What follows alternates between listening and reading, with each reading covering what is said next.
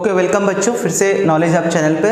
और जैसे कि हमने प्रीवियस वीडियो में हम लोगों ने दिखाया था लॉ ऑफ इंडिसेस के बारे में, अब हम लोग क्या करेंगे उसके तरह तरह के जो है हम लोगों ने फार्मूला को देखा था, है ना। वही फार्मूला के आधार पर अगर हमारा जो पावर जो है या एक्सपोनेंट जो है अगर होल नंबर ना हो, फ्रैक्शन के फॉर्म में भी हो सकता है। जैसे कि मान लीजिए कि हम लोगों ने देखा था a to the power m into a to the power n is equal to था a into the power m into n, m into m plus n, ठीक है, ऐसा था। और या फिर a to the power m divided by a to the power जब n था तो a to the power m minus n, कुछ इस तरीक़ा से फार्मूलाज हमारे पास थे। लेकिन ये तो हो सकता है कि कोई होल नंबर ना हो, कोई फ्रैक्शन का हो, जैसे a to the power 1 by n है मान लीजिए, है ना। और इसको अगर हम b मान रहे हैं, मान लीजिए a to the power 1 by n equal to b, तो हम इसको कैसे लिख सकते हैं? तो इसका हम रेडिकल फॉर्म में भी लिख सकते हैं, ठीक है ना, यानी हम इसको शर्ट के फॉर्म में भी लिख सकते हैं, रूट के फॉर्म में। तो इसका मतलब क्या हुआ, ये nth रूट ऑफ a होगा इज इक्वल टू b। मतलब ये जो है 1 बाई n है तो इसको हम nth रूट में लेके जा सकते हैं, nth रूट। चलिए हम लोग आगे देखते हैं इसमें। जैसे कि मान लीजिए ए टू दी पावर, यहाँ पर आप देख सकते हैं चार्ट, ये लॉ ऑफ इंडाइसिस के आधार पर है। आप लोगों को याद होगा a to the power m into power n जो था तो क्या होता था, a to the power m into n multiply होता था। और ये आंसर क्या आएगा, 1 आएगा। क्यों आएगा, मैं इसको समझा रहा हूँ साइड में, आप देखिए गौर से। मैं समझा रहा हूँ कैसे आ सकता है ये चीज़। जैसे मान लीजिए हम लोग का फॉर्मूला क्या था, a to the power m into to the whole power n अगर होता था तो हम लोग करते a to the power m into n करते थे ना। तो अब देखिए यहाँ पर m के जगह पर अगर 1 बाई n है और n के जगह पर खुद n है तो ये n कैंसिल होगा, ए टू दी पावर 1 यानी वापस 1 ही आएगा। तो इस तरीक़ा से ए टू दी पावर 1 आएगा यानी a हो गया, ठीक है। दूसरा केस में देखिए a to the power any number, अब ये रेडिकल फॉर्म में है, into b to the power ये वाला रेडिकल फॉर्म है, लेकिन ये दोनों का बेस अलग अलग है पर पावर सेम है। तो जब ऐसा होता है तो हमारे पास जो रूल था, रूल क्या था, a to the power m into b to the power m is equal to a to the power m a into b to the power m, a into b to the whole power m था ना। तो उसी तरीका से ये वाला है, ठीक है। तो इसी तरीका से आप जो है पिछले वीडियो में आप रेफर कीजिएगा तो आपको समझ में आ जाएगा। Anything to the power some another exponent, so exponents are multiplied. यहाँ पर देखिए a to the power 1 by m n into 1 by m equal to a to the power 1 by m into n। फिर इसको हम reverse भी कर सकते हैं, a to the power 1 by m into 1 by n, ठीक है। तो इस तरीका से अब a पर पावर कोई है 1 बाई n और नीचे b पर भी पावर 1 बाई n है, तो हम इसको a बाई बी to the whole power 1 by n और a to the power 1 by n into m है, तो ये m ऊपर मल्टीप्लाई हो जाएगा तो m बाई n हो जाएगा, इजंट इट। चलिए हम इसका रेडिकल फॉर्म में आते हैं, रेडिकल फॉर्म में, इस तरीका का फॉर्म में, ओके। तो कैसे लिखेंगे, तो गौर से देखिए हम इसको कैसे लिख सकते हैं, a to the power nth root of a, nth root of a to the power n, ऐसे हम लिख सकते हैं, ठीक है। nth root of a to the power n और ये भी a ही आएगा क्योंकि nth रूट और ये n, ये रूट और पावर कट जाएगा तो वापस ये आएगा। तो इस तरीका से दूसरा वाला देखिए इधर, nth रूट ऑफ a, इसको हम लिख सकते हैं nth root of a into nth root of b is nothing but a into b का होल समेशन और nth रूट, isn't it?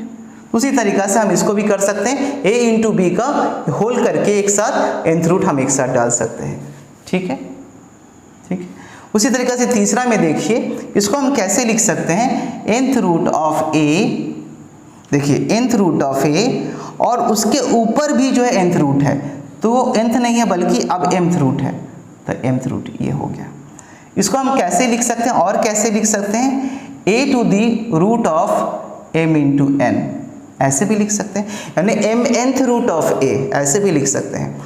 और हम इसको कैसे लिख सकते हैं, इस तरीका से देखें तो हमारा mth रूट ऑफ a और उसके ऊपर nth रूट ऑफ a, ऐसे भी लिख सकते हैं, इस तरीका से भी लिख सकते हैं। आगे चलते हैं, नीचे वाला में देखिए, इसको हम कैसे लिख सकते हैं, nth root of a by nth root of b, ठीक है। तो इसको हम एक साथ लिख सकते हैं a by b whole to the nth root, इसके ऊपर होल nth रूट, ऐसे भी लिख सकते हैं। और फाइनल वाला को देखिए, a to the power 1 by n, इसको हम nth रूट ऑफ a लिख सकते हैं और इस पर होल पावर m ऐसे लिख सकते हैं। ठीक है, इसको और कैसे लिखा जा सकता है, यहाँ पर जैसे लिखा है a to the power m और इसका होगा nth रूट, और या फिर हम इसको लिख सकते हैं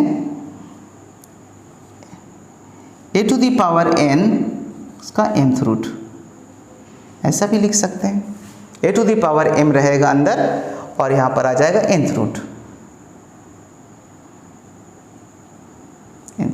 कुछ इस तरीक़ा से इस एक्सप्रेशन का। तो इस तरीक़ा से हम किसी भी एक्सपोनेंशियल वैल्यूज़ को, एक्सपोनेंशियल नंबर को, यानी लॉ ऑफ इंडाइसिस के हिसाब से ही उसको हम लॉ ऑफ सर्ट्स में भी कन्वर्ट कर सकते हैं, यानी रूट के फॉर्म में कन्वर्ट कर सकते हैं। तो ये तभी होगा जब आपका देखिएगा किसी होल नंबर के ऊपर जो पावर है या जो एक्सपोनेंट है फ्रैक्शनल फॉर्म में है, तब हम इस तरीक़ा से रूट के फॉर्म में कन्वर्ट कर सकते हैं। ये सारा टेक्निक का हम इस्तेमाल आगे प्रॉब्लम सॉल्व करने के लिए करेंगे, डिफरेंट टाइप्स ऑफ प्रॉब्लम को सॉल्व करेंगे। तो होप आपको ये समझ में आया होगा कि कैसे हुआ। ठीक है, थोड़ा सा और डिटेल में हम यहाँ बता दें एक बार। कोई भी चीज़ है, कोई भी क्यों नहीं, कोई भी नंबर पर कोई भी जो रूट एक्सपोनेंट क्यों ना हो, जैसे मान लीजिए x पर पावर 1 बाई मान लीजिए कि a है, तो ये क्या होगा, हम इसको लिखेंगे x और इसका कितना रूट,8th रूट। जैसे मान लीजिए 5 पर जो है 1/3 है, यानी क्यूब रूट ऑफ 5, इसका मतलब हुआ क्यूब रूट ऑफ 5। अगर मान लीजिए 2 टू दी पावर 1/4 है तो ये 4th रूट ऑफ 2 होगा, isn't it? मान लीजिए 3 पर पावर 1 बाई मान लीजिए 3 है तो हम यहाँ क्यूब रूट ऑफ 3 ऐसे लिख सकते हैं। ठीक ना, तो यही है। तो इस तरीक़ा से हम चीज़ों को चेंज कर सकते हैं और रिप्रेजेंट कर सकते हैं नंबरों को।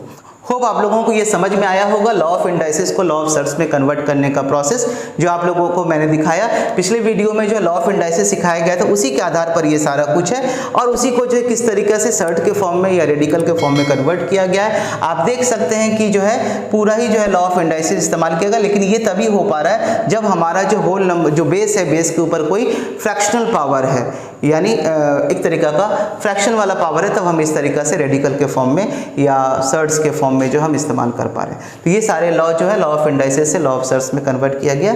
होप आप लोगों को समझ में आया होगा। चलिए इसके अगले वीडियो में हम लोग जो इसी से संबंधित रिलेटेड कुछ प्रॉब्लम्स को भी डिस्कस करेंगे और कैसे इस तरीका का प्रॉब्लम्स को जो इन्वॉल्व करेगा ये रेडिकल साइंस और इस तरीका का एक्सपोनेंशियल पावर, फ्रैक्शनल पावर्स, इन सब को कैसे सिंप्लीफाई करना है, एक्सप्रेशन को इवैल्यूएट करना है, इन सब के बारे में हम लोग अगले क्लास में डिस्कस करते हैं।